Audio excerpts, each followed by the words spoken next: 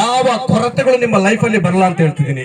ಇವತ್ತು ಮದುವೆ ಆಗುವಂತ ಮದುಮಕ್ಕಳಿಗೆ ಮಾತ್ರವಲ್ಲ, ಮದುವೆ ಆದಂತ ಕುಟುಂಬ ನಡೆಸ್ತಿರುವಂತ ಕುಟುಂಬದಲ್ಲಿರುವಂತ ನಿಮ್ಮೆಲ್ಲರಿಗೆ ಹೇಳುವಂತ ಒಂದು ಮಾತೇನಂದ್ರೆ, ಯೇಸು ಕ್ರಿಸ್ತನು ನಿನ್ನ ಮನೆ ಒಳಗೆ ಕುಟುಂಬದಲ್ಲಿ ದೇವರ ಯಜಮಾನನಾಗಿದ್ರೆ ಎಲ್ಲ ಕೊರತೆಗಳನ್ನ ತೀರಿಸಲು ಶಕ್ತನಾಗಿದ್ದ. ಹಲ್ಲೆಲೂಯಾ.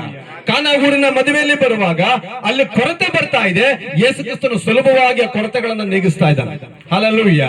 ನಾನು ಹೇಳ್ತೀನಿ, ಅನೇಕ ಸಲ ನಾವು ಕುಟುಂಬವಾಗಿ ದೇವರನ್ನ ಆರಾಧಿಸಬೇಕು. ಅನೇಕ ಸಲ ನಾವು ಕುಟುಂಬದಲ್ಲಿ ಯಾರಾಗಿರ್ಬೇಕು? ಯಜಮಾನನು ಯೇಸು ಕ್ರಿಸ್ತನ ಯಜಮಾನನಾಗಿರ್ಬೇಕು. ನನ್ನ ಕುಟುಂಬದಲ್ಲಿ ಯೇಸು ಸ್ವಾಮಿ ಯಜಮಾನನಾಗಿದ್ರೆ ನನ್ನ ಪ್ರತಿ ಪರಿಸ್ಥಿತಿಗಳು ಬದಲಾವಣೆ ಆಗ್ಲಿಕ್ಕೆ ಸಾಧ್ಯ. ಇಲ್ಲಿ ವಾಕ್ಯ ಭಾಗದಲ್ಲಿ ಓದುವಾಗ ನಾನೊಂದು ಎಕ್ಸಾಂಪಲ್ ಹೇಳ್ತೀನಿ. ಒಬ್ಬ ಯವನಸ್ಥ ಒಂದು ಚರ್ಚಿಗೆ ಹೋಗ್ತಾ ಇದ್ನಂತೆ.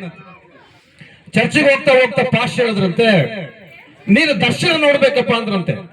ನೀನ್ ದರ್ಶನ ನೋಡಿ ಮದುವೆ ಆಗ್ಬೇಕು, ಒಂದು ಒಳ್ಳೆ ಮಗಳನ್ನ ಮದುವೆ ಆಗ್ಬೇಕಂತ ಒಬ್ಬ ಯವನಸ್ಥನಿಗೆ ಪಾಸ್ ಹೇಳ್ತಾ ಇದ್ರಂತೆ.